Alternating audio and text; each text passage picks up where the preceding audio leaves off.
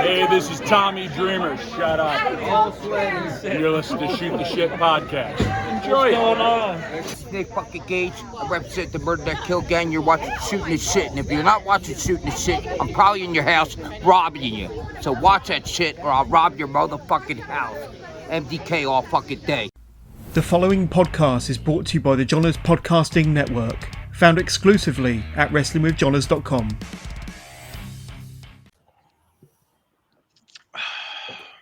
That's right, shooters.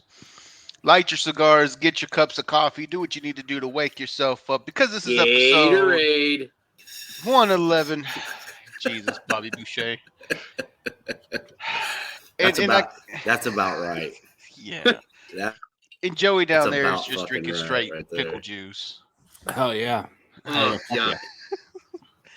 Guys, you may or may not have noticed there is a new person on the video stream with us today. We are going to get into who he is, where he's from, where you can see him, where you can see us. Coming up soon. Dennis. This is our Make-A-Wish episode. Yeah. God. You're okay. Wait, so y'all remember how I used to have my little Sitting on that shit all day. Y'all know how I used to have my little Y'all know how I used to have my little comment before I'd roll the opening credit? I'm gonna rename it the dad joke of the week. And here we go. My dad joke of the week. Here we go. What is the difference between a hippo and a Zippo? What? A hippo is really heavy and a Zippo is a little lighter.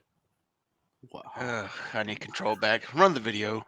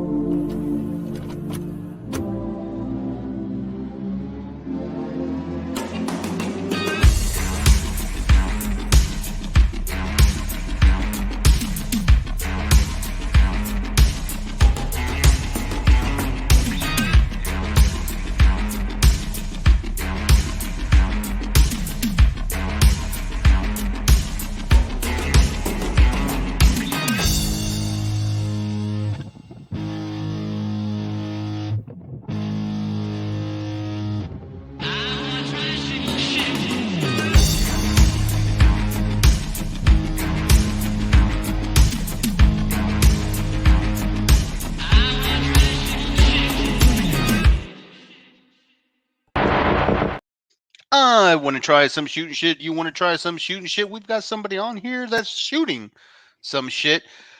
Silver Wolf, introduce our guest for us, please. Shooters, I want you guys to meet Josh Glenn. He is the owner and proprietor of Copelands Bar and Grill, and the gentleman that's nice enough to host us to do our live podcast at his restaurant and bar. On November 25th, we will be doing a live podcast covering Survivor Series.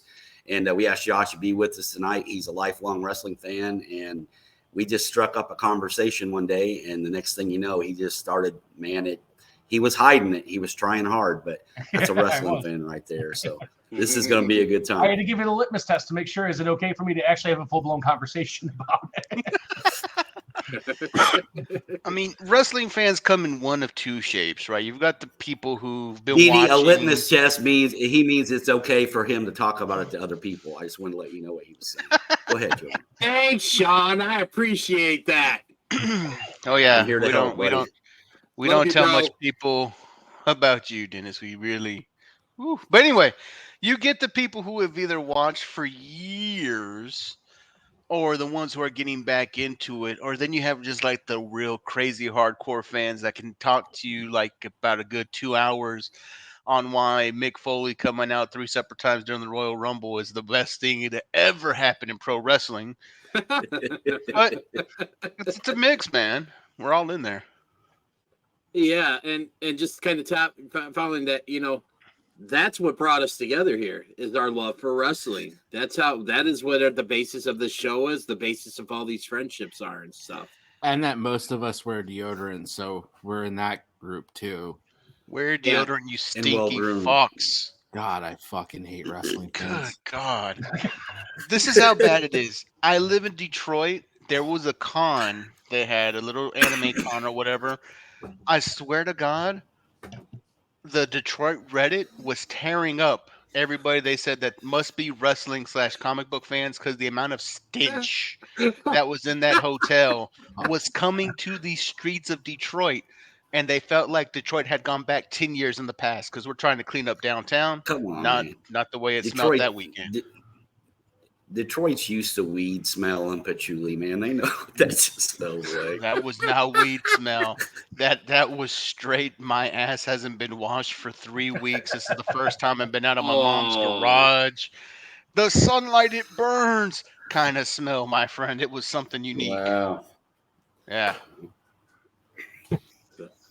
All right. So, Javon, what are we talking about tonight?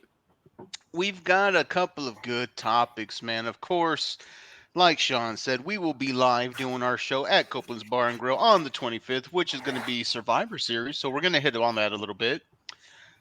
But the main question kind of is going to be I want to say a supporting question from what we had last week. Because as you all know, if you listen, Joey K killed the Indies for killing the business. We're going to get into that a little bit more today. I think that's saying that he killed. Deader than Benoit's. He was being nice. Yeah, dude. It's deader than Benoit's family. It's dead. Oh, Jesus Christ. That's normally my shtick. Right, yeah, that's that's gimmick infringement. I know. It's not as dead as the Texas tornado.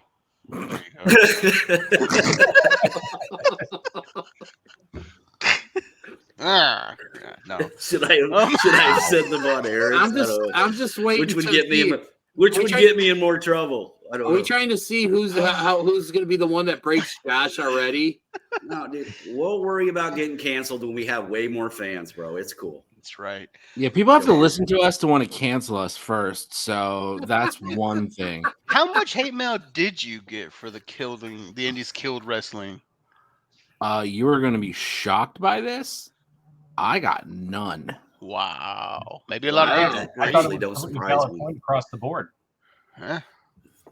I mean, surprising. Was I wrong? You could say yes all day long, but I made some valid fucking points. Yes, you did. The funny thing was, the next text I got from Josh was "Great show," and Joey's absolutely right. There you go. 100%. I'll be honest, I didn't even really think about it when I posed the question in the first place. It didn't even occur to me when you said that. I was like, shit, he's right. And then taking him to task for the one-winged angel thing. Yeah. You could see his mind slowly melt on that. Give you machine my dick. Hey, you got me that night. You got me. I did. I did. It still stings a little bit. I thought the blow-up doll was pretty cool, personally. Thank you. That blow-up doll's a legend. So yeah, gentlemen, what killed the business? We're gonna get into it a little bit deeper, a little bit. See if you could pinpoint, exactly when it happened. I know last time we talked this discussion, I placed it on the Bucks. Joey went with the indie scene, but when did it happen? If you talk to a lot of WWE fans, it happened after the Attitude Era. The Ruthless Aggression and on has been unwatchable to them. So it's just a matter of your taste. What happened to the business? I'll tell you this. My one thing, and I've said this, I may have said this on the show. I know I've said this in discussions with Sean when we would sit and talk about wrestling and stuff. But the first thing that I always thought about, like when kind of the business started changing, or it's kind of went into its downfall or its tailspin, was when the WWE went public. To me, I've always felt like that was like probably when WWE kind of started its decline and everything, because it was no longer, about putting out the content and putting on the best show for the fans. They were just out there. They had to start pleasing their shareholders, the stockholders and everything. And that's kind of when it changed for me, is because it no longer was about making the fans happy. It was making about the people that are investing in their company money and making them happy. And to me, that was my take, and that is still my take. I've got a couple other things, but I'll discuss later. So, damn good take. I think that's a good point because I think if you talk about WCW, what killed them was Turner Broadcasting. And no, it wasn't Turner. Yeah, Time Warner coming in and taking over. You know, I think that killed WCW. So I agree with that take, actually. Because when you think about that, Eric Bischoff was set to buy WCW like right before Vince did, but the only reason why it didn't happen is because they didn't have TV. And just imagine if they had TV, how different things could have been. TNA. Fair enough. I actually kind of I put a little bit of it on CM Punk and his pipe bomb. Oh, I think while it's probably one of the more happily revered moments back in the day and all that kind of thing, he set a certain parameter and a certain tone there that wasn't there before. There's breaking kayfabe, and then he just kicked the goddamn fourth wall wide open, and I think it created a divide over what the expectation of the show was going to be or what those outcomes were going to be. Kind of, it flew in the face of tradition. Really, it was almost up there with the Madison Square Garden hug. You know, even if it was scripted. The curtain call. That was actually I've never actually thought of that, but that's actually I didn't either. I like that a lot. It's a damn good angle. Jody. Fucking Punk killed the business. See? There's a lot of people that say that too, but for other reasons. But I think that's a good one. You've been on for about a fucking cup of coffee, and you're about to get kicked off already. Oh yeah, he's well, fuck. He's very sensitive about Punk, but yeah, very sensitive. You would have thought he lived in Chicago. I'm a little sensitive, dude. I didn't know he was there. I didn't know there was a bigger Punk fan than me until I started doing this podcast. All right, handsome. What do you got? How does CM Punk's ass taste? Go ahead, Joey. I got a few dates for you guys. Oh, okay. Here we go, Joey. I'm scared. Joey did research. Holy crap! The receipts. May 19th, 1990.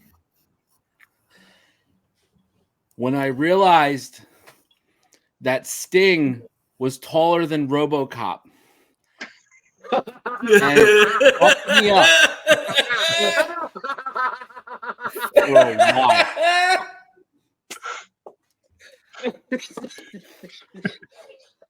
There was hope.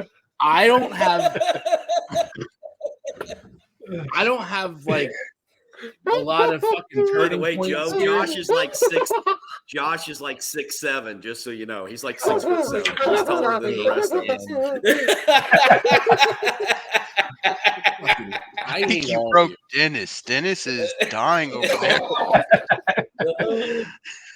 All right, brother, come on, bring it. April 26, 2000. When David Arquette became the WCW World Heavyweight Champion. Oh, that, yep. Anything on a poll. I love that movie, though. That's a fun movie. Ready to run, man. You know, that really fucked everything up. I mean, I know you got like the finger poke of doom. Like, you know, you got a lot of bullshit. Vince Russo becoming WCW champion. Yeah, I mean, there's a lot of things, but even more so than that, the last item is March 26, 2001. And this is when it really died. Because that is when WWE purchased WCW from AOL Time Warner. And everything has been different since. Good, bad, or indifferent. Whatever. That's when it pretty much died. When you decide, like when it was decided that in the US a monopoly was going to be created. And You can be a fucking AEW fanboy. I don't give a shit. It's steadily number 2 and might as well be number 3 in the US right now. I'll fucking watch a GCW show before I watch AEW at this point because it's a lot of horse shit happening there.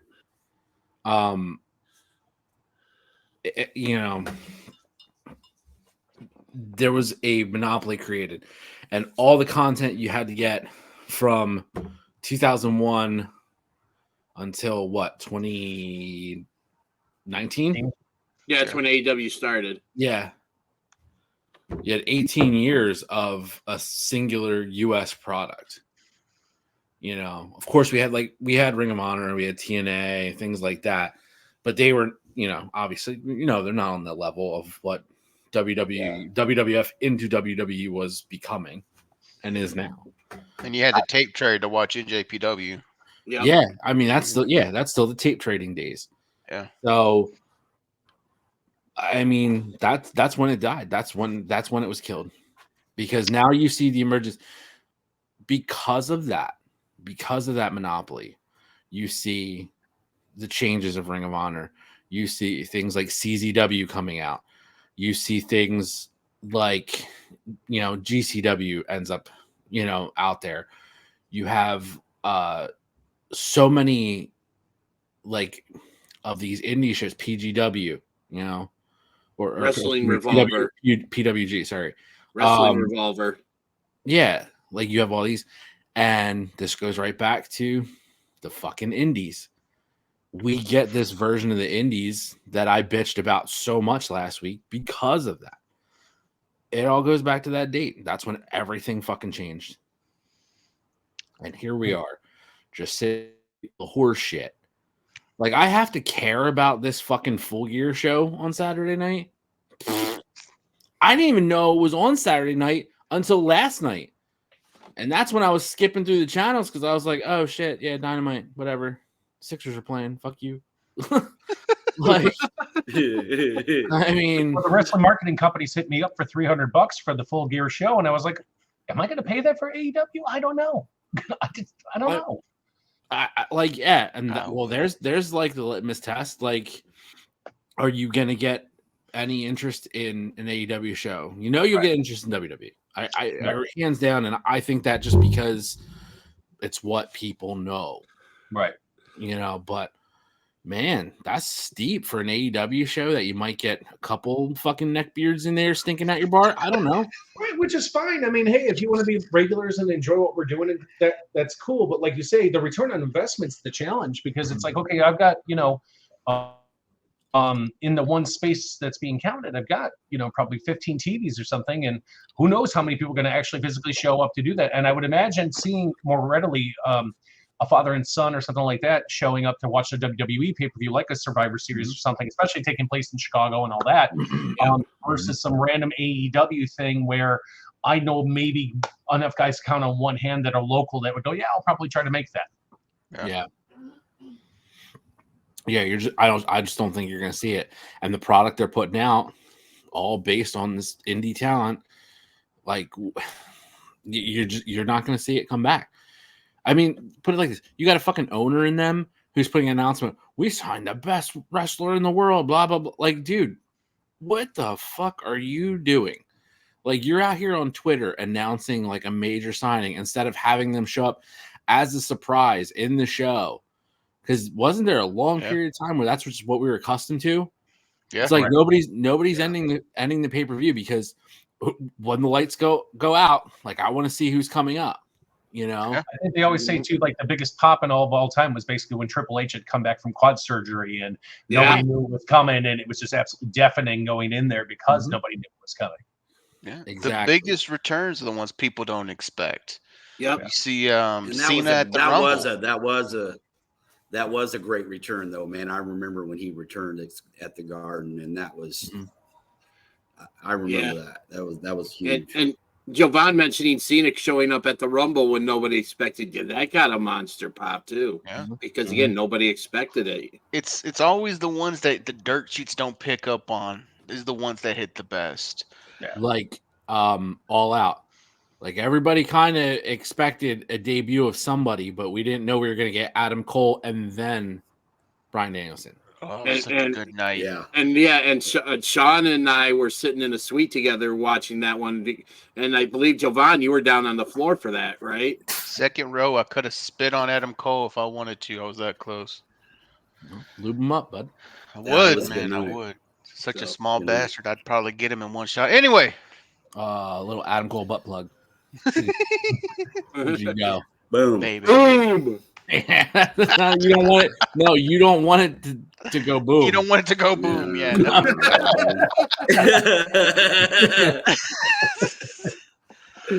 Well, actually, when I was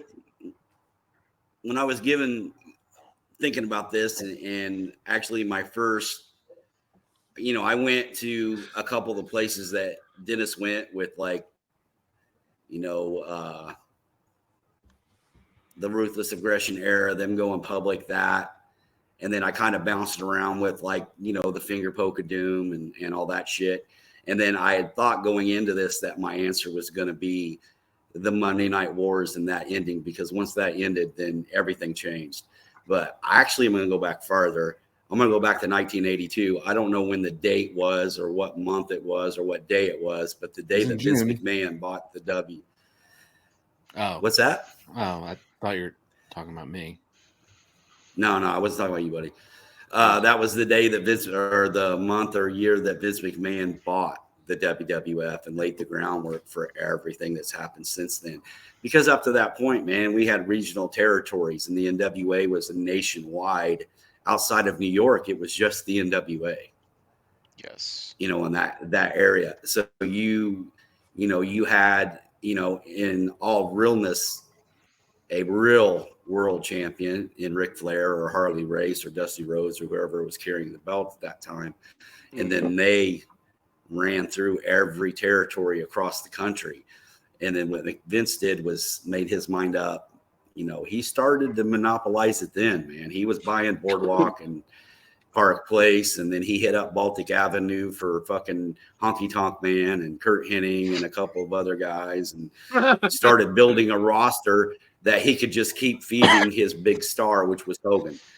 And that changed it all. That go directly to jail with Marty Jannetty. But then I would also make the argument there, though, Sean, that at the time, he was going on to what was then on TV or Jones Intercable until it inevitably became Comcast and all these other things. But he was the one that was putting it on that platform and putting that many people in front of it, regardless of what territory you would originally come from, which I think was easier to do when you had two-dimensional characters like Hillbilly Jim or whatever to go ahead and say, okay, that's my kind of guy because he represents my corner section of the people or whatever it is. Whereas they probably wouldn't have gotten that exposure otherwise. CBS never would have bothered to mess with the WCW or one of those. And the thing, and I agree with that. The thing too, the whole ahead, Joe. idea of closed circuit TV for WrestleMania, like he put their biggest show, their big primetime major show, in the same category as fucking Frazier Ali, right? Like, this is a closed circuit TV event. Do I feel like this is a fight? This is like a boxing match. Like, he put it on that level, so people bought into it right away. Yeah, and that's the hard thing. But, I mean, it comes to the point to where, in my opinion, I'm with Sean. What killed the business was McMahon. You may have created the business, you may have made it the juggernaut that it was, but the actual love of the craft, the heart of the craft, what it was killed the day that you made it into this big monster, into wrestling. Yeah. When you made it sports entertainment. Well, it changed, man. It went. Yeah. That's what killed the business. The business of pro wrestling died when they started becoming sports entertainers. And I would say the internet killed it. Oh God, that's true too. Because I remember reading. It's killing it now. I remember reading JR's barbecue fucking rag or whatever that was called back in the day. Yep. And that was really just about the only quasi-legitimate way to get any information about what was up and coming, because it was always 3 misleading things in there and then that one thing that was going to pop, which kind of kept you wrapped up and involved. But then as the wrestling and the rag sheets started going harder and cell phones becoming more prevalent, that kind of thing. I think that contributed to a large portion of the downfall because there's no mysticism anymore. There's no suspension of disbelief because you already read the fact that Brock Lesnar walked in the door, 4 hours before or whatever on that pay-per-view when he's not supposed to be there, et cetera. You know, whoever it is. Yeah. Well, we actually kind of want. That was a topic a couple weeks ago. Yeah. Go ahead, bud. And one of the other things, kind of a play off Josh talk saying that the internet, I'm going to take it a step further, and I'm going to say right now the biggest problem with pro wrestling is social media. Yeah. Because I mean, I always like to talk about the good things about social media. Again, kind of going back to the wrestling thing. We don't have social media. We're not doing the show right now. We're all not friends. We probably our paths never cross. So that's the good side about social media. But you got everybody out there who thinks social media. They think they know it all. Twitter, X is the worst, I think. Because it's been a fairly common knowledge place that Twitter/X is where humanity goes to die.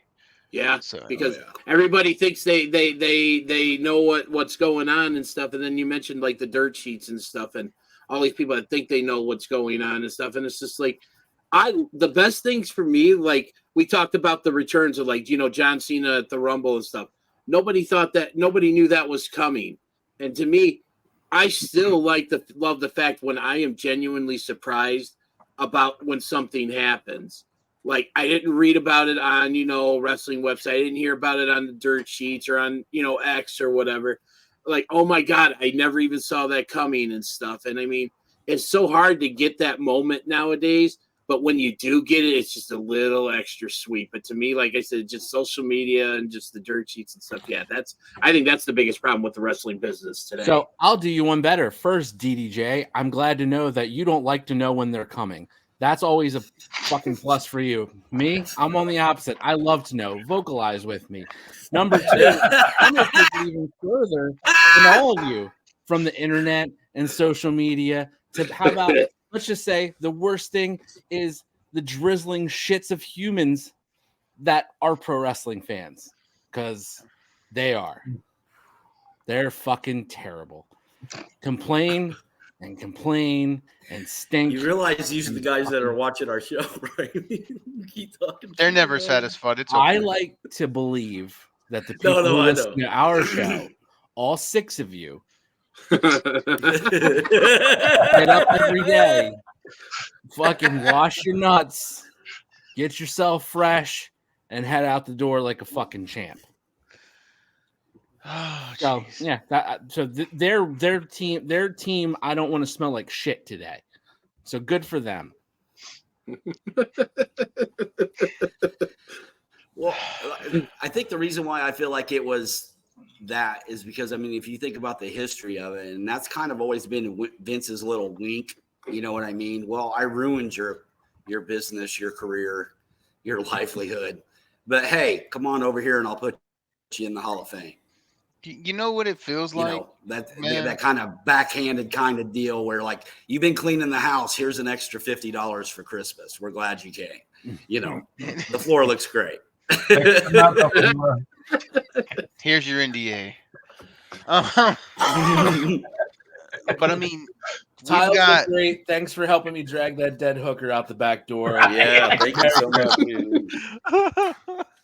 Go get your photo with Snook on the way out. I was just going to say, you were 15 and coconut, you're going to go home.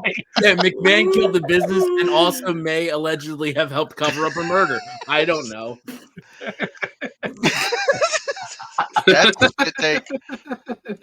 Hey, Sean, we don't support spitting on this show. Good thing you got kicked out of the house into the garage, bud. Oh, shut the animal. Damn, why are we friends, man? What the fuck? But if this proves anything, gentlemen, we've got 5 different people that pulled up 5 different times of when legitimately you could say this business was killed, which leads me to believe that this is an old school Japanese death by 1,000 cuts. Yeah, every single thing that's gone wrong is a cut. Mm-hmm. And you're bleeding out to the point to where no one's going to be left watching. there was a resurgence of wrestling fans come up because of wrestling fans, I think at our core were anti-establishment. So you get a good big anti-establishment faction come in, you're gonna rake people in who was in that D Generation X era. Happened with the Bullet Club. That was our second resurgence. Then you've got something coming in like AEW. First 2 years of AEW raked in some more people. But then you start to realize it doesn't matter what alternatives or what else is going on in the business. Sometimes the business is just shit. And when you take those rose-covered glasses off, you're just like, ugh, this is why I stopped watching. But I'll be honest, what pulled me back in, and I've watched pretty aggressively and pretty regularly, my entire adult life. But I will say, with YouTube taking off the way that it did, let's call it 7 to 10 years ago, that introduction, especially for a pretty well-established fan like myself, to the English promotions and the way that they work and the German promotions and things like that, I think there's something to be said for that, because I think as much as the business has been exposed, you now have access to a far larger talent pool and idea story sets, all those different things. So I wonder, did that really hurt the business, or is that just like you said, where it's another one of those, the world's kind of where we go in those cycles of like, okay, it's been 10 years now, wrestling's going to be shit for the next 10 years, or whatever the case is, whatever number you want to insert there. And it really is. It's when something new pops up, that's when you get the fandom back, right? Yeah. I have a feeling, we're all big GCW fans. If deathmatch wrestling actually took off the way it should, because it's at its purest form, what wrestling used to be. Yeah. Storylines are great, and damn it to hell, you can't tell me that shit doesn't look more real than what we get every Monday, Wednesday, and Friday. So I'm surprised. My only problem with the. Go ahead, man. I'll jump in when you're done. Go ahead. My only problem with the whole GCW thing is that, how far is too far? You know what I mean? We're going to keep going. We got to keep raising the bar. We got to keep doing this. How long is it going to be for somebody actually, gets killed live on TV? Darby Allin. A botched move or Darby Allin, or a glass tube accidentally getting rammed in somebody's carotid artery and they bleed out in the ring. These kind of things are very possible. Well, It's a very dangerous. Gage and died also the Invitationals, came back and wanted to still go. Well, yeah, but it's Gage, bro. He's got less brain cells than most guys that are in the business, because Jesus, how many concussions and shit has that motherfucker had? Well, I guess that means I'm adding the Nick Cage intro to our show when I put the show together. There you go. Also, dude, there is no right now. I mean, we can talk about the top stars, and we can talk about your Kenny Omegas and your Daniel Bryans and your CM Punks and your Roman Reignses and all these guys, but there is nobody on the level of a Ric Flair in his era, a Dusty Rhodes in his era, a Hulk Hogan during the golden era, Rock and Austin during Andre. There's no one, even since The Undertaker retired. And if we're being honest, probably the last 3 or 4 years since The Undertaker retired, before that, when he started, he should have stepped away. He was still trying to work, but he stepped away. There is no one marquee guy that when you see that card, you go, oh, I have to go. I think Triple H said it in an interview, like, there you have top guys and then you have the marquee guy. Triple H is going to be wrestling. Oh, yeah? Who's he wrestling? Oh, okay. The Rock's wrestling. Oh, well, I'm going. Didn't matter who The Rock was working with. You wanted to see The Rock. It didn't matter who Austin was working with. You wanted to see Austin. And there's no – you have Will Ospreay and Omega and these guys now that are considered top-tier talent, but they're not – even Cena at his height was not what Austin or Rock was or what Hogan was. He was the top guy, but he wasn't He wasn't bigger than the brand. Above. Yeah, he wasn't bigger than the show. He wasn't the guy that everybody went. He wasn't. New Japan fans He wasn't. and my friends, please don't kill me. But Jesus, Sean hit it. There hasn't been somebody that hasn't been bigger than their own individual show in a very long time. And I thought about New Japan and, of course, Kazuchika Okada. Okada's such a big deal in Japan, but he comes over here, and the casual AEW fan who doesn't know who the freaking Rainmaker is doesn't get what he's doing is so great. And that's because he didn't transcend past New Japan. The problem with those guys, the New Japan guys, I'm just talking about them, is they have these phenomenal careers over there. And then we get bits and pieces of them here in the States. But by the time they finally cross the ocean, they're at the tail end of their careers, man. Yeah. You know what I mean? So we're not actually seeing these guys in their prime. You know, it's the difference between seeing in their prime. We're not seeing these guys like Dusty in Florida compared to Dusty in the WWE. Not the same guy.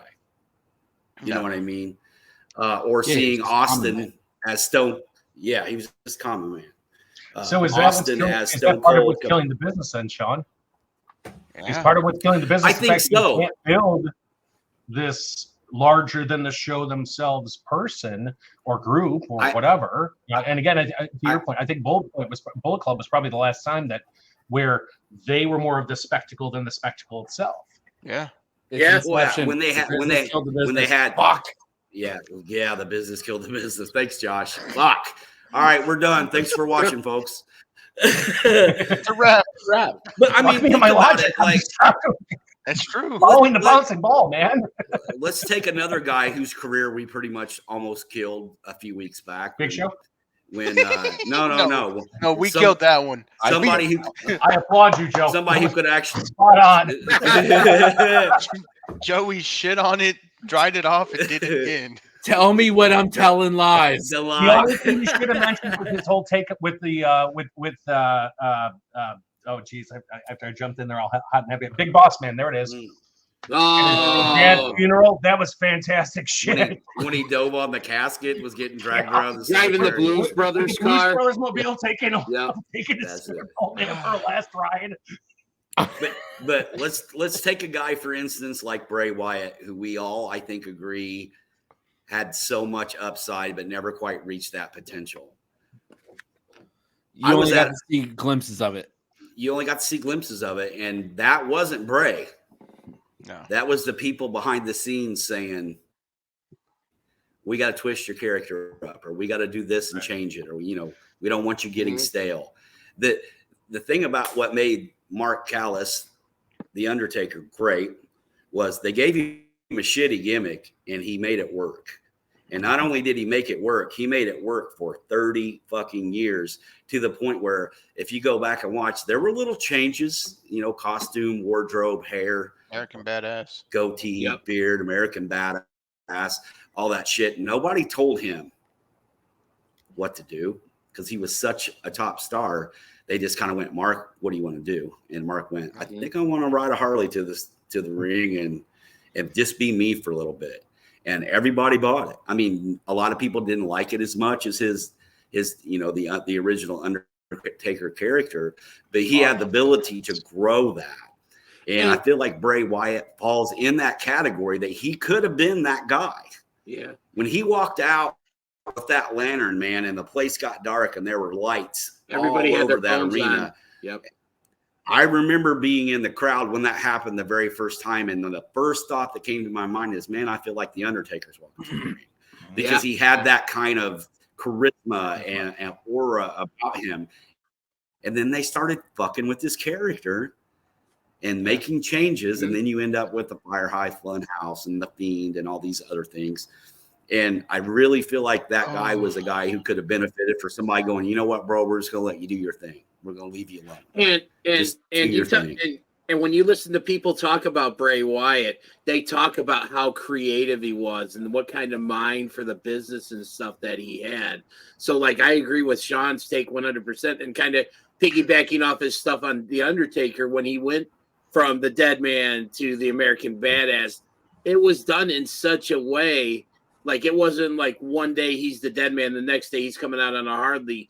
It was a really nice, smooth transition, you know. It was a gradual transition. Yes, that's the word I was looking for. Gradual. Thank you. Yeah, gentlemen, I'm going to hit you with this, and then we'll transition to something else real quick because we're getting in the tooth. The business died thanks to the Attitude Era. Ooh. Everything that we're talking about here is kind of making me think the business died when Vince decided you cannot be bigger than my company. Rock and Austin, the curtain call, people leaving the WCW. When Vince decided that you could not get bigger than the Machine again. So in other words, you couldn't get over more organically back then on your own without permission to do so. Exactly. Daniel Bryan, Bray Hero. Wyatt. yeah, they thought that shit too. Cesaro, Bray Wyatt, L.A. Knight. Yeah. Cesaro. It happens every I don't like generation since you had the two juggernauts. Nobody is allowed to get bigger than the business within reason. So I think that's what killed it, man. That's also another contributing factor. I would also throw writers in there. Oh yeah, that's good too. Yeah. During You know the what, I mean, golden maybe era. I'm And go ahead, guys. No, I was just Go ahead. going to maybe I'm playing devil's advocate here, but then I guess my question would be is if the business was killed off by those things, what is the business now and why is it doing as well as it's doing when it's basically the same business? And yes, there's a good portion of storytelling that's kind of the same, but you have plenty of differences in between too that maybe wouldn't have flown or gotten over as well in the Attitude Era or the Dennis, Golden close Age. your ears. Well, before I close my ears, I just wanted to kind of answer Josh's question about why it's doing so well now. And the one word I come up with is mainstream. It's more mainstream now than it's ever been. Very true. So, all right. okay. Dennis, close your ears. He's got deer most of. You do realize I have my headphones on. I'm going to hear it if I close my ears. So the business has continued to grow because of who they started targeting. The business stopped caring about old fucks like us who remember the golden age of wrestling, who remembers what it was like, and started going to the kids who liked these superhero we were the kids bodies that they went to. Yeah, that was always WWE. That was always Vince's demographic, though. That was always what they did, but now it's targeted so much more to the children. Granted, we had the Rock and Wrestling Rager cartoons as kids. That was good. I love that cartoon. But the merch What was the one that was on Saturday mornings with Captain Lou Albano and Hulk Hogan? That was it. Hulk Hogan's Rock and Wrestling. Yeah. Was that it? Yeah, I remember watching it semi-religiously because it was almost always after until they kept messing with the time on it. It was always on Channel 32, in Chicagoland, and for 11 o'clock every Saturday, you catch whatever. Yeah, and then that's the thing though. They started going directly to that market. The shows stopped getting the edge to them as much, and they started really going to the good versus bad for the kids. The good guys have to win. You got your Super Cenas, the colorful shirts, the toy lines. God, Jesus, all the fucking toys that are coming out. Merch, the video games. The movies. Like that's where they shifted focus, and that's how it's been able to stay. He's just diving into an ice cream sack. You're lucky he ain't break out the pan of mac and cheese, man. He's done I already brought that up. No, fuck you, Sean. You're living out there in a fucking storage container, bro. You don't got these out there. Buddy, this is a heated 2-car garage. This is where I do my thinking and my training, so fuck you. At least he's got his Kickstarter. Hey, when the people who own the home you broke into whoa. Listen, dude. You're in Philly. You don't understand. A garage is a place where you put your car to protect it from the cold and rain. You know what? Can I say this, though? We have been Airbnb hunting for Philly due to the fucking WrestleMania. And Jesus Christ, is there no standalone fucking homes in Philadelphia? No, man. Well, no, it's no. Dude. Have you seen Rocky? They live on. They live on top of each other. Yeah, this lady's like, oh, literally. We have a nice little Airbnb area, but my mother lives on the 3rd floor. She's not going to be a bother, though. What the fuck? It's the last thing I want is Joey K's foul mouth, Isaac smoking up a fucking whole house, and to have some old lady coming down from the third fucking floor. Hey, can I get a hit? Yeah.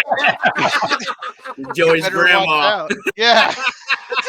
You better watch out. Isaac will do anything. I already said you guys can crash here. Look, I am more than willing to crash at your place. I would love to crash at your place, but you know, that's the other guys on the other show over there who's Isaac has more than once threatened to physically get intimate with DDJ. Yeah. I just he did it again. He did it again earlier today too. By the way, Javon. I don't want to see any fucking love scenes on my couch though from you bitches. I need a door. I need a door. It'd be weird being in your apartment and hearing DDJ yelling, "Pineapple! Pineapple!" We gotta just have to get another bacon-scented candle for Joey K's house there. Oh, you fucking animal. Jesus Christ. Oh, you and Isaac, two fucking farm animals just roaming my sofa. Where they say meat. I never seen a goat fuck a bull before, but it could be cool. It's for science. For science. Oh shit. Josh, I'm sorry about that. Please tell me that you're not reconsidering after all of this that we're still Oh, on. not remotely. If anything, you guys are just ingratiating yourselves more. I was gonna say, no, Josh watches the show, bro. Like, I get a report every week. Every week I get farm a animals. You usually message me or something. So we stop seeming like normal people when you bring out farm animals, so you know it's all right. Josh, I wanted to want to give you some time though to kind of talk about the Bar and Grill, the lovely place that's going to be our live quarters for the Survivor Series pay-per-view. Yeah. Kind of give us a rundown of the Bar and Grill, Copelands. Yeah. How long have you been there? Yeah, so I've been there since I got there in October. There was previous management and different things, and then in January was when I made the official purchase and all of that. I've got a partner that I work with, and he's great. He had basically turned to me. We were aligned in a different capacity, professionally, for a few years previously. And he said, "Hey, you guys have always wanted to own a bar. You're empty nesters because our daughter was off overseas in college and all that stuff at the time. If you guys want to do it, what do you think? Because I'm moving to Nashville and I got to go." Now he had just renovated it like 18 months before, 6 months of which was COVID. Yeah. So it was like, well, that's awfully fresh, and that's a really good price for what you're putting out there. So I said, okay, give us a couple days to think about it. Called him back on that Sunday. Said, screw it, let's dance. And here we are. So my wife and I, we've tried really hard. Now, my team in general, we tried really hard to take the whole place and say, okay, we've got this blank canvas to kind of play with and do what we want to do with it, whether it's live music or it's wrestling or it's UFC or it's at one point we're going to have male strippers, like whatever. You know what I mean? It doesn't really seem to be one way or the other. You play to the target demographic. I better watch his G-string. Yeah. I'm so excited about bouncing that night too. That's going to be awesome. Are you bouncing on November 30th? I love you. I love you. I can't get anyone else to commit to it. Except for the 17-year-old, servers or something. Yeah. You don't want to know what Sean would do for some change. But, so in $20 is $20, bro. Fair enough. Live music, mixed cocktails, all that kind of thing. That's really been a passion of mine up until now, where I've been able to professionally do something with it, aside from the restaurant side as well, and kind of stretch that culinary side. So I kind of looked at it and said, hey, I really would love to bring wrestling in. I don't really know how we're going to do this. It was something in the back of my head. And then when I met Sean, he was telling me what you guys did, and I hadn't seen it yet or anything. And I said, what, actually, there's something there. And I think because of where we're geographically located, there's so many more fans out that way, or it's more customary to be a fan out in that area. But I don't know that there's necessarily, there's all but a handful of places that you can say, yes, they're definitive wrestling people, and this is a place to go or celebrate it or watch it or tear it apart or do whatever you're going to do with it. So bringing the podcast in kind of clicked in my head, like, oh, actually that makes a lot of sense. Plus, we're sitting on, we got room for over 200 in there. So it's like, okay, what do we do with this extra space? So when everybody else is watching the band in the back, so to speak, what are we doing with that front space? Now we're taking full advantage of all these TVs that we have and of all this space that we have. And can we put multiple groups that probably will interact pretty well together in the same space? Like I was talking about earlier, back in the 1980s, that, or even like mid to late 80s and even going into the 90s, it was commonplace that, hey, I'm going to watch that pay-per-view over at the local hunt around the corner, whether they were broadcasting legally or not. That was just the nature of the beast back then. And I noticed that kind of fell out of favor. So a lot of people had actually initially been asking me for UFC, and I kind of fought it because I thought, okay, well, am I going to be just in a sea of affliction T-shirts and bullshit? Is this for me? How much are you going to eat for one Saturday night? Just gonna say, if they're wearing a tap out shirt, it's probably not going to be consensual. No. Yep. But there came that point where I kind of said, okay, I want to do something, but I don't know where to start. So like I say, when Sean and I got talking, I was like, you know what? That's a hell of an idea. And as I've been listening to the show more over the last, what has been, Sean, about 8 weeks? September, I think or you started. more yeah, that we've been, 8 weeks. something like that, yeah. So, I mean, I've been listening since then. I've been kind of getting caught up on it and all that thing. And my passion for wrestling hasn't waned at all. And hearing other people around me saying that are regulars and things like that, saying, no, I'm actually pretty cool with that. I'd love to go ahead and see something like that. So, okay, look, let's see where it goes. And if it's something that we can build a repeat business around and a repeat fan base and doing giveaways or, maybe at some point we throw charities or something in there, whatever. Like I said, it's kind of a blank canvas. So you have this opportunity and a platform to really do something with it, which to me is kind of cool just because, let's face it, most of these wrestling companies, good luck getting in with them in any capacity that aren't just smaller, independent promotions and things of that nature. Right. So just making that phone call alone to say, hey, I'm going to call WWE. I have a sound shot. I say, I'm calling WWE to go ahead and line up the promotions. Oh, shit, I talked to somebody from TKO. Oh, wait a minute, it wasn't somebody from TKO. It's somebody from Johan Promotions. Like, you know what I mean? Yeah. So just that process alone was kind of neat, But I think they offer you a job. One of those guys offered you a job, right? He did actually. Once he heard how much marketing background I had, and because he's like, well, we're working with TKO, and they don't really know a lot about WWE, and I just started busting knowledge on the guy, and he's hitting me with Rey Mysterio and Hulk Hogan, and I'm like, yeah, this conversation's about over, especially because you just hit two of the people that I hate, that I pretty much dislike the least, the most. So. Yeah, I just, like I said, it all kind of came together, and now I'm looking at it going, okay, so when we take off on the 25th, having the pay-per-view being, it's kind of stars are aligned thing, right? Like everybody's going to be joining us here largely. Joe, I think you said you may or may not be there. Is it my understanding? I'll be there digitally. Okay. So, but having the ability to put everybody on the same page and put everybody together as best as possible really is, that's important to me. And putting that best foot forward. And the other thing is too, you guys are, as much as you're going to hate this descriptor, an independent wrestling promotion of your own, you know what I mean? Or independent wrestling podcast. So the more eyes that I can help put on that and the more opinions we're getting in there, whether they're questions of the week or whether it's whatever, the more we can drum that up, the stronger it becomes. So, and that's pretty much where I'm coming from on that. Joey, you remember back in the day when The Rock was starting to come back against Cena and they had that T-shirt that says, I bring it via satellite? I'm going to get you that shirt, buddy. Yeah. I don't think it fits anymore, but I have the Boots to Asses shirt somewhere. I want to use that for employee motivation days. It's a good shirt. There you go. Boots to Asses. And trust us, some of the employees need to be motivated. I'm just putting it out there. They got a bouncer there. They got a bouncer there. Dude, he's an asshole. Yeah. Is his name Sean? I know the guy. Yeah, he lives in a fucking ice fishing shack. It depends on who you're talking with his World Series back. Only because Gabby didn't want to get cold.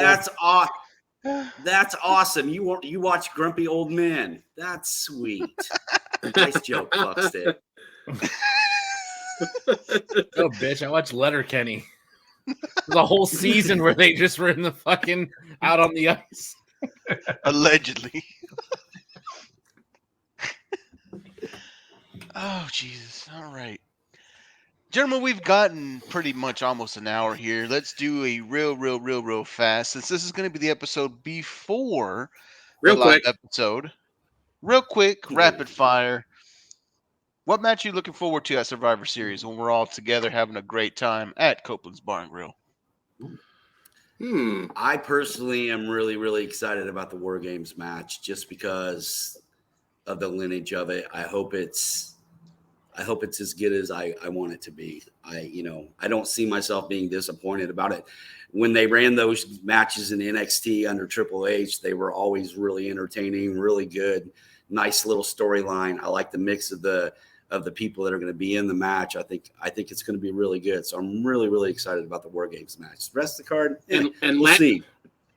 And last year's War Games match was really good too. It was. So, Jovan, what about you? It's going to be hard to say. I do want to lead War Games, but to me, I'm a Gunther mark, dude. Gunther right now, to me, is the best champion they have running in that business. I'm here for Gunther. I'm going to take your little take one step further and say I think he's the best champion in all of wrestling right now. Yeah. Even better than Roman. I'll put it out there. Yeah. I think if anybody's going to dethrone Reigns, it's him. It needs to be him.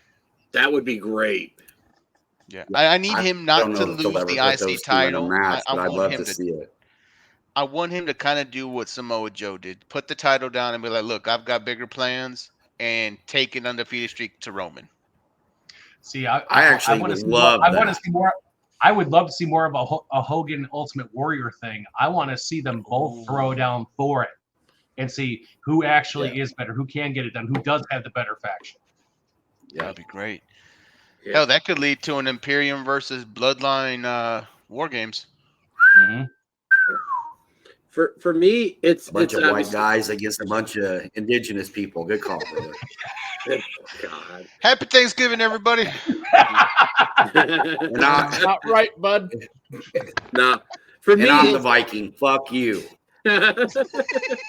For me, it's the War Games match, especially if they because right now it's 4-on-4. The rumors that we might be seeing a couple more additions to each side and that. So, but this is how it plays out, where we go from there and stuff. Yeah, it's the War Games and that. So I'm with Sean. I'm going to go with the men's War Games match. I mean, I hate to shit in everybody's bed sheets, but they've only announced. No, you don't. They've only announced 3 fucking matches so far. Right. It's not like what's match is going to be the best of the 3? Like, there's going to be a women's War Games match coming up with Damage Control and the other ladies. Whoopie fucking do. Dude, what do you got against hot chicks beating the shit out of each other? I don't understand. You should come bounce with me. He wants to see big meaty men slapping meat. Yeah, I signed up meat for slapping meat. Yeah, just meat slapping meat. That's what I'm here for. I bet you did, Philly. He's like Arby's. He's got the meat. Or he gets, the way you thought it was, or he gets the meat. I don't know which is. No, I am the giver of the meat. Do you have a beef scented candle, or is it just the bacon? It's bacon, baby. I got a fucking meat log for you. You let me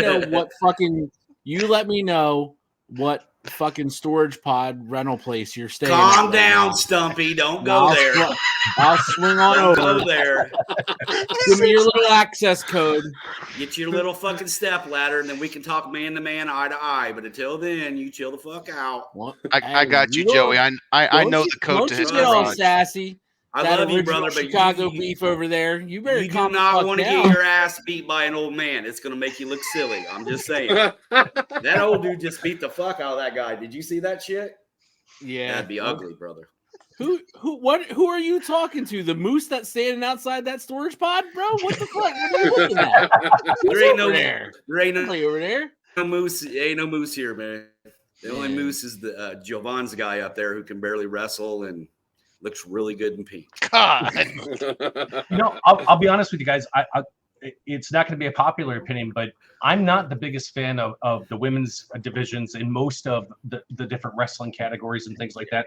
There's the occasional amazing match, and then there's so much crap in between where it's almost like its own mid-card.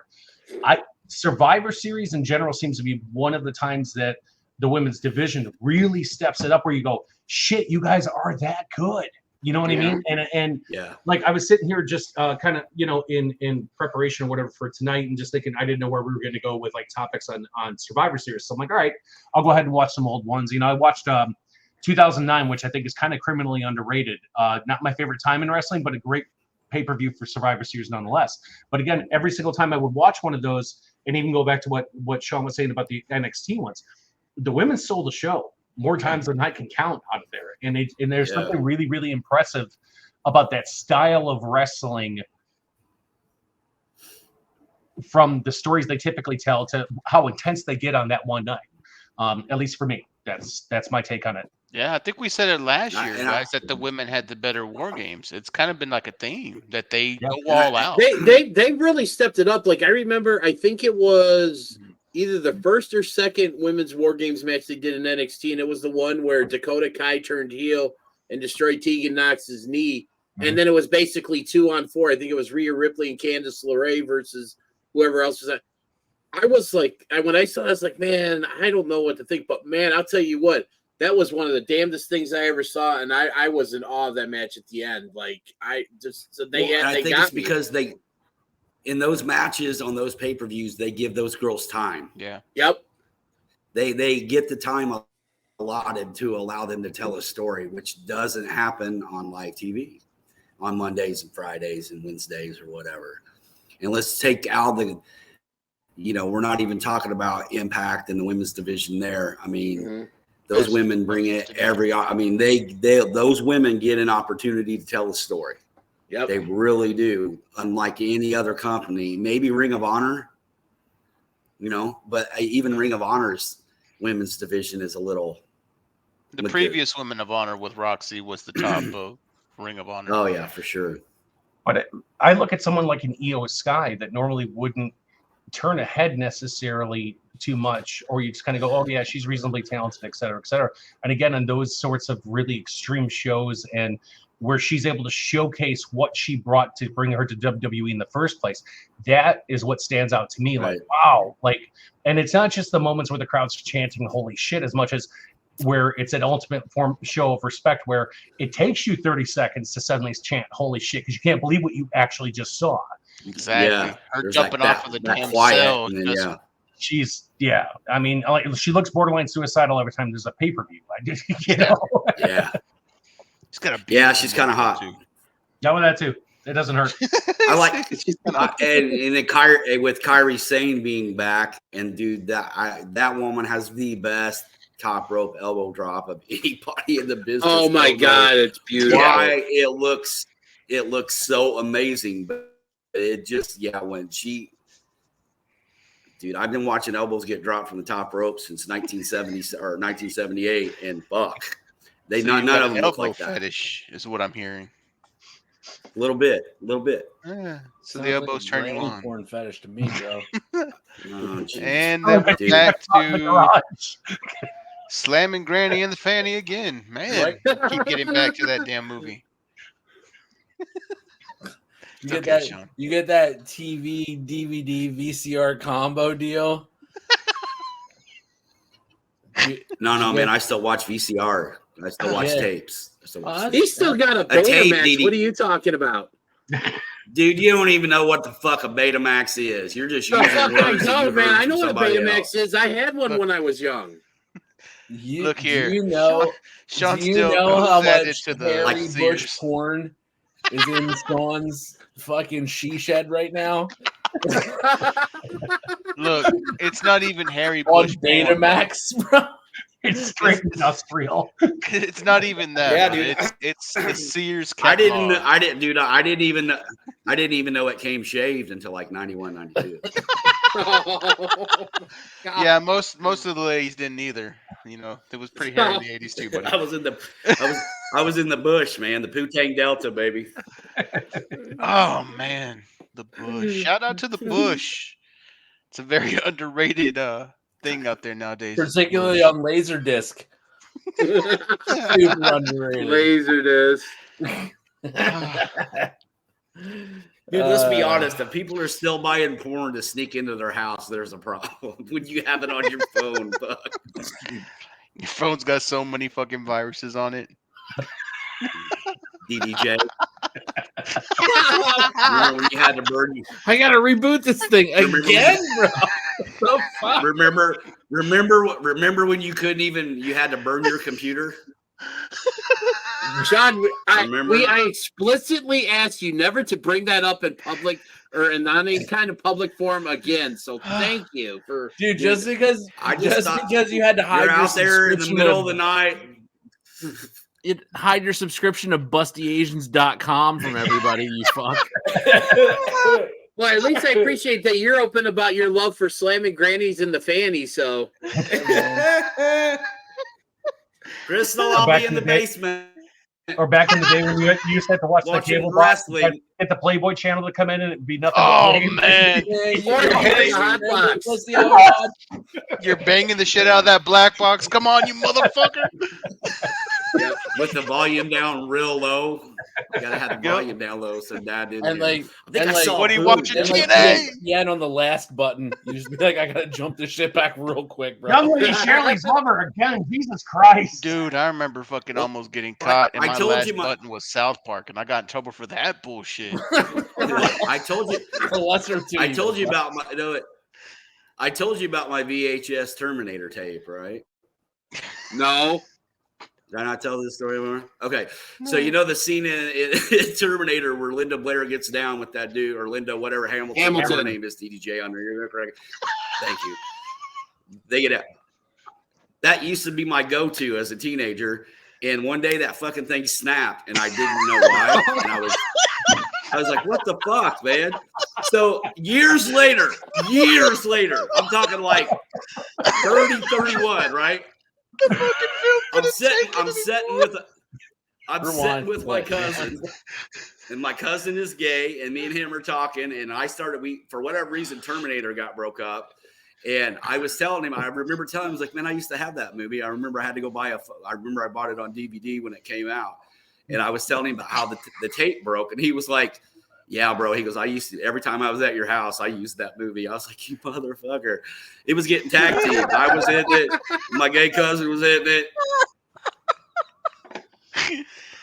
Oh, boy. Best story ever. That damn film. No, dude, it's fucking hilarious. I just spent the rest of the day, every time we'd be by his mom, I'd be like, I'll be back. Go on. There's our episode title for this episode. I'll be back. I'll be back. Oh, I prefer the title of the episode to be DDJ doesn't want to know when you're coming. Oh, la la la la la. I don't know. It's you. Oh boy. You fucking Can we go to final thoughts, please? Gentlemen, we're gonna hit a real quick offshoot. Final thoughts. Keep it short and sweet so we can end this one. Who wants to start? Go ahead, man. Go ahead, Dennis. We know you want to. Real quick two-parter on here. First off, he's always at the first of the table, and he's always got to have two parts. Go, bro. First time, long time. Go ahead. Going now to Dennis in Chicago. Dennis. First time takes a long time. But no, I want to give a shout out to Sean actually for my first part, because he's kind of the one that got the ball rolling with all of this as we're getting closer in that. So I just want to give a shout out to Sean for kind of making this happen and stuff. So that, but then also too, work's been really stressful lately for me and stuff. And I just want to take a moment to say, if you ever feel like that you're not good enough for, at your job or this, podcasting or whatever, in my mind, you are, because we all just need a little reassurance sometimes that what we're doing is good enough. So just like I said, if any of you guys ever feel like you're not good enough, call me up, hit me up, and I'll tell you that you are. Deep Thoughts by Jack Handy. Once again. Beautiful. Always a reassuring word, dude. I'm so proud of you. You're growing up like a big boy. Do you ever keep it up? like Proud of you. Not a joke. I'm very proud of you. Well, I'll go next. First of all, here's a two-parter for you. I'm gonna shout out myself for carrying you three fucks to even get us anywhere. I mean, I got Sean kicked out of his house, Javon kicked out of his state, and Dennis fucking his divorce fast track. So shout out to me, the Death Reaper. Don't tear your shoulder from patting yourself on the back too much. No, I had to fucking Barry Horowitz. So you're welcome. Yeah, that's one. Thanks, Number buddy. two, Josh, you're welcome for getting me in this fucking deal. I feel blessed. Ladies and gentlemen, Ricky Henderson. Speaking of Ricky Henderson, you see the A's are going to Vegas? Yeah, man. No one gives a fuck. It's the A's. Except for Jesus Isaac. Christ. Isaac's broken. His heart is broken. I Take know. him out of my division. You know, well, you're just gonna have to fucking tug one out for him when you see him there.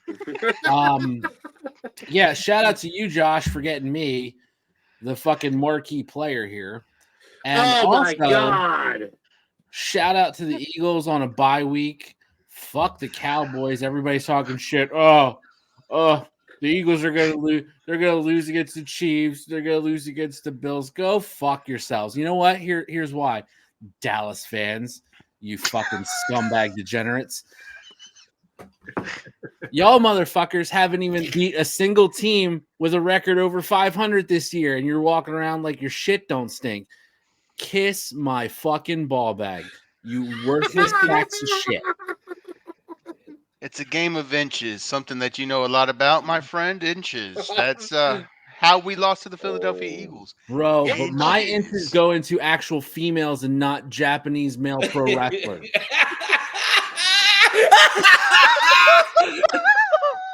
Now you know how to fucking work the buttons. Take her off the screen. But you know what, Javon? He's learning. I'm happy about that. It's like when they taught gorillas how to do sign language and shit. Look at him go.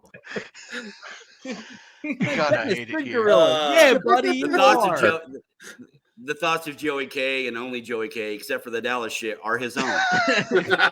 And last but not least, fuck the NBA with this in-season tournament painting the fucking courts so ridiculous. Oh, I hate that. I have a fucking headache from watching the Sixers game. And not even because they played like dog shit, but just because I can't fucking watch a giant red court. God damn, I thought the fucking Brooklyn court that's gray and monotone, I thought my fucking TV died. I was like, well, I'm still paying this fucking thing off, bro. And it's like not working. No, I'm just watching the goddamn Nets fucking be worthless. Fuck. Can we just go back to a regular old fucking NBA hardwood classic floor? For crying out loud. So yeah, fuck the NBA, fuck the Cowboys. Good on you all for me. And go Birds. Fuck you very much. The important thing is he's humble about it. Yeah, absolutely. You would never tell that he was like who he is. It's pretty hard to be cocky when you're drinking out of a mason jar every week, but somehow he pulls it off. It's my own urine. It's sterile. It's good. That shit's like clear, dude. Hydrated as fuck, dog. That's the most Logan Paul thing I've ever heard in my life. Oh my god, yeah. Oh, hey, you know what? Shout out fucking Logan Paul for not letting Rey Mysterio die. Good on you. Yeah. Do you guys see where he retired from boxing? He's putting all of his interest in the WWE now. Also being humble to say, yeah, that really wasn't all on Ray. I kind of fucked up because I was too far back. So yeah, that's on me too. I was like, fucking good on him. I like that. Yeah, dude, the kid's got respect for the business. I appreciate that. I still think he's a douchebag. Respect for the business. Give your shot. First off, I want to say, Josh, I'm glad you got to make it here and everything worked out. Yes. It's been a pleasure, and I knew you would kill it, so I wasn't worried at all. Monday was my mom's birthday, and tomorrow will be the anniversary. Tomorrow will be the anniversary of the day I lost her, and that's always a tough day for me. But I actually got a phone call from a friend tonight who I had made plans to grab a beer and dinner with tomorrow night, and he was like, "Hey, plans have changed." I thought he was going to cancel on me. And he said, we're going to the Bulls game. So nice. Going to the Bulls game tomorrow night, going to be at the United Center, which is one of my second favorite places to be to watch a pro sport. And I'm excited about that. I'm really excited about the opportunities that we're getting and being a part of this with Josh. And I want to thank you again for, putting your trust in us and giving us an opportunity to do this. I love this shit, dude. I do. And I love these guys. We all talk shit, but the truth is there's no other group of people I'd rather be working with. Everybody on the screen are stand-up individuals, and the world's better having them in there, regardless of the words of Joey K every fucking week. He's a pretty good dude. We won't let you didn't hear that though. He's still an asshole. But he's our asshole, though. Again, thank you. I appreciate you being here and killing it. I knew you would. I appreciate you guys being so much and bringing me on, man. It's been cool as hell to have this platform to be able to sit with you guys and talk and stuff. And like I say, I've spent the last few weeks kind of minorly obsessed with the show and keeping up with it and everything else. And who's in the mood this week or what topic fired off. Usually Joey K. It's fun as hell for me because I got an hour commute back home and I'm listening to it going, God damn, guys. I'm like, oh, I think I'm 17 F-bombs in a row. I'm not really sure. But yeah. No, man, I love that you guys gave me this opportunity. My wife was smiling ear to ear telling me how excited she is for us and the fact that I now have this outlet, I guess, if you will, on the wrestling side of things. And I can't think of a better group of guys to do it with. Just the level of camaraderie and simultaneous smartassery. Simultaneous smartassery. I love that. I'm very excited for the show up and coming, and I think we're going to see some good things out of it. And it's going to be interesting to see how that goes. And I know my staff's going to be going out of their way to try to get us trashed. So we'll see how all that plays out, I guess. Right. Oh man. Do we need to send bottles to Joey just to be supportive? He won't turn it down. He's a Philly guy. Yeah, he won't turn it down.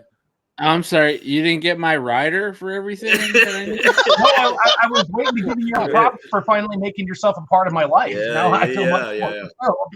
He needs a bowl of blue M&Ms. Only blue M&Ms. Only blue. Oh, you're not a green M&M kind of guy? No, you've waited years for this, man. Like you gotta take care of me here. You've waited. You've waited. That's beautiful, Joey. At least we're humble going into one of the biggest fucking things that we'll do on this show. I'm so glad you didn't show your ass in front of the businessman. I appreciate it, really. Survivor Series isn't over yet. Dude, well, we're done recording. I am gonna pull my dick out and show you. So, make sure to use the Zoom. Game of inches. Don't you log out just yet, bud. Way to keep it kayfabe, baby. Way to keep it kayfabe. One more thing before we go, guys. Starting actually today when this episode drops, go to ProWrestlingTees.com as part of their 10 days of Black Friday sale. Get yourself a Shooting Shit shirt at 20% off. So fuck me. I ordered mine today. Nice. Fuck yeah. All right, everybody. We pay full price for our own shit like a fucking bunch of pay. We should get a fucking discount for buying our fucking design anyway. We need to make our own shirts. Fucking getting fucked at PWG. Don't anyway, worry, when we get signed, EDJ is going to handle that for us. Nobody knows fucking wrestling shirts like that guy. He has them all. Extra soft knit. Joey K only likes the extra soft tees. They feel good on my nipples, man. All right, my final thoughts. Jesus Christ. We're still fucking going? God damn it. Hey, man. Yeah, come on, man. It's okay. Let's fucking speak. I want to thank all you guys for coming here tonight. I want to thank everybody for listening. As you can see, big things are coming for the show. Big things are coming for everyone that's listening to us, man. We're going to do a lot of fun shit out there at Copelands. Thank you, Josh, for joining us. Having us jump into a topic that, geez, we could have answered so many different ways and probably kept going on with, what's happened to the business. Hopefully we'll be able to have you on again and dive into some other stuff, man. Maybe get more into, your fandom. That would be great. Degenerate picks. We're going to wrap up with this. Dennis, when I get done, go ahead and push that button for my videos to end us. Wait till he's done, though. I want you guys to take Pittsburgh over Cleveland. Go with Houston over Arizona. Bold. San Fran over Tampa Bay. And the Eagles to win. Go ahead, Dennis. Did you say, what was that last part? Whoa, what was that last one? What was that last one? God damn it, I said roll the fucking... Give me the Eagles to win it. Go, Dennis.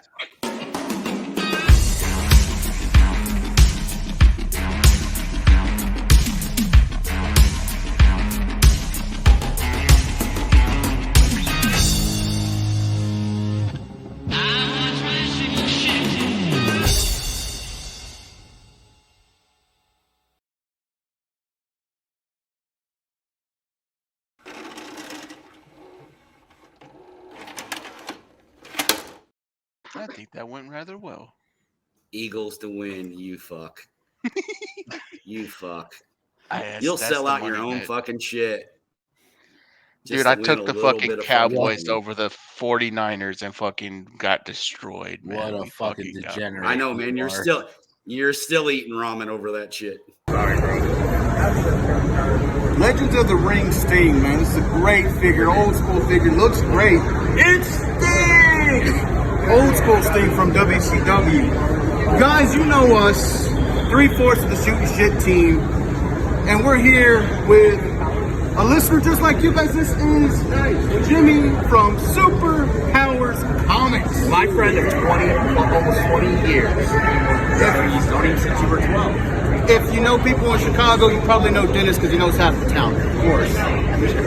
But shooters, if you need action figures, comics, wrestling memorabilia, we just showed you Sting. Superpowers Comics will put up their QR code so you can get a good look at everything they have coming. Give it a shot, shooters. Get your superpowers on and get your comics from our friend Jimmy, who listens just like you.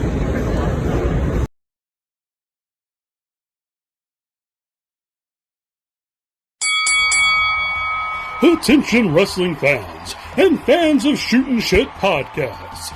You can now be one of the cool kids by going to ProWrestlingTees.com and buy the official Shootin' Shit t-shirt. Buy it now and be there at ringside. Save 20% off your official Shootin' Shit t-shirt as part of the 10 days of Black Friday sale going on at ProWrestlingTees.com. Be sure to check us out on YouTube at www.youtube.com/@SHOOTINGSHT. Find us on Facebook at www.facebook.com/groups/SHOOTINSHT. Check us out on TikTok at SHOOTINSHIT. And you can buy your official Shootin' Shit shirt at www.ProWrestlingTees.com/SHOOTINSHT. And thanks for watching.